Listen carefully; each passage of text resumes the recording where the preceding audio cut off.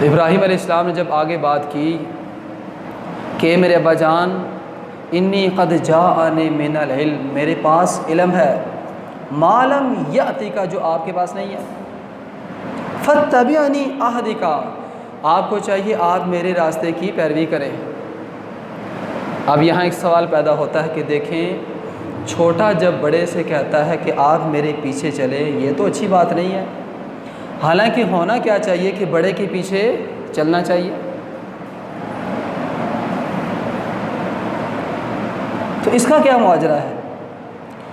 تو یہاں یاد رکھنے والی بات یہ ہے کہ ابراہیم علیہ السلام اللہ کے نبی تھے،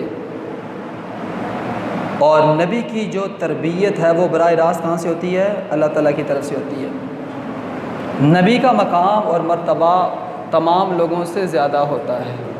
ٹھیک ہے، ابراہیم علیہ السلام کے والد آزر وہ ان کے والد تو ہیں، لیکن ادب و احترام کے تمام تقاضوں کو حضرت ابراہیم نے پورا کیا ہے۔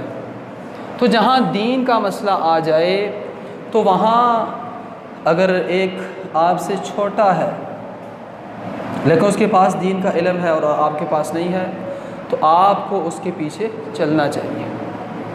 آپ حقیقت میں اس بندے کے پیچھے نہیں چل رہے، بلکہ کس کے پیچھے چل رہے ہیں؟ دین کے پیچھے۔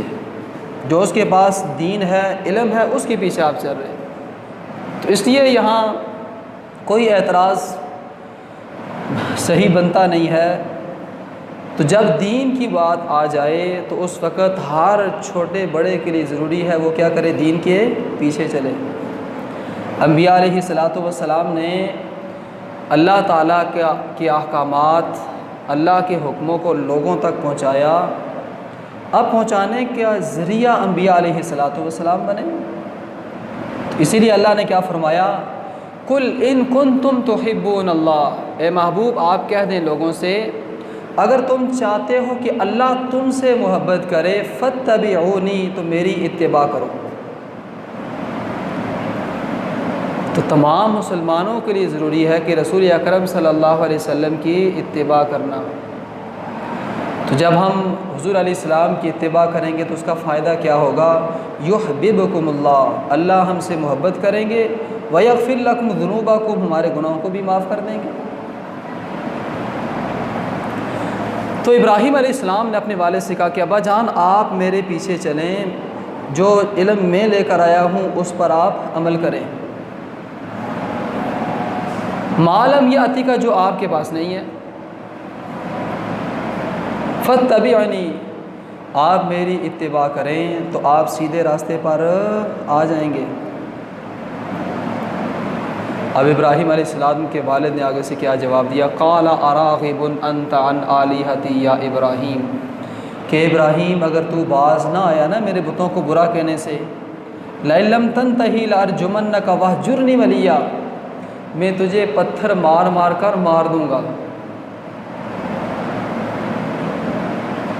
دیکھیں آزر بتوں کی محبت میں کتنا آگے چلا گیا تھا کہ بیٹے سے کہا کہ اگر آپ باز نہ آئے تو پتھر مار کر آپ کو مار دوں گا۔ اللہ کا نظام دیکھیے کہ ایک گھر کے اندر باپ بت بنانے والا ہے اور بیٹے کو اللہ نے بھیج دیا بت توڑنے کے لیے، ختم کرنے کے لیے۔ تو بتوں کو توڑنے کے لیے اللہ نے ابراہیم علیہ السلام کو پیدا کر دیا، اور حضرت ابراہیم نے سب سے پہلے اپنے ابا جان کو سمجھایا، کیونکہ ابا جان کی فیکٹری تھی بت بنانے کی۔ تو جب فیکٹری بند ہو جائے، وہاں سے وہ کام ختم ہو جائے تو دوسرے لوگوں کو بھی سروس نہیں ملے گی۔ لیکن ابراہیم علیہ السلام کے والد وہ بت پرستی میں بہت آگے نکل گئے تھے، انہوں نے یہ بات برداشت نہیں کی کہ یہ کام میں ختم کروں، بلکہ اپنے بتوں کے خلاف بات سننا بھی نہیں چاہتے تھے وہ۔ تو ابراہیم علیہ السلام نے بڑے پیار سے کہا قال سلام علیک ساستغفر لک ربی، کہ میرے ابا جان سلامتی ہو آپ پر، سلام ہو آپ پر۔ اب یہاں ایک ذہن میں اشکال آتا ہے کہ دیکھیں ایک غیر مسلم کے لیے دعا کرنی جائز نہیں ہے، تو ابراہیم علیہ السلام نے یہ دعا کیوں کی؟ اس کے دو جواب ہیں، بہت آسان۔ پہلا جواب یہ ہے کہ یہ وہ سلام نہیں ہے جب آپ کسی کو سلام کرتے ہیں کہ السلام علیکم، سلامتی ہو آپ پر، ورحمۃ اللہ، اللہ کی رحمت ہو آپ پر، وبرکاتہ، اللہ کی برکتیں ہوں آپ پر، یہ سلام نہیں ہے۔ بلکہ بعض اوقات سلام کیا جاتا ہے جان چھڑانے کے لیے، جیسے قرآن کریم میں اللہ نے فرمایا وَإِذَا خَاطَبَهُمُ الْجَاهِلُونَ قَالُوا سَلَامًا، کہ اگر جاہلوں سے تمہاری بات ہو جائے، وہ آپ کے ساتھ کوئی لڑائی جھگڑے بحث مباحثے کا پروگرام بنائیں، آپ انہیں سلام کریں اور وہاں سے آگے نکل جائیں۔ جیسے دو آدمیوں کا جب آپس میں کوئی معاملہ ہو جائے، کوئی لڑائی تک نوبت آ جائے، تو یہ کہتا ہے کہ یار اللہ آپ کا بھلا کرے، میں جا رہا ہوں۔ اب یہ جو کہہ رہا ہے کہ اللہ آپ کا بھلا کرے، یہ اسے دعا دے رہا ہے، اس سے جان چھڑوا رہا ہے۔ تو ابراہیم علیہ السلام نے بھی ایسے ہی کیا کہ ابا جان اللہ آپ کا بھلا کرے، میں جا رہا ہوں۔ تو دوسری ایک اس کی تشریح یہ کی گئی ہے، جواب یہ دیا گیا ہے کہ اس وقت یہ جائز تھا اور بعد میں پھر منع کر دیا گیا۔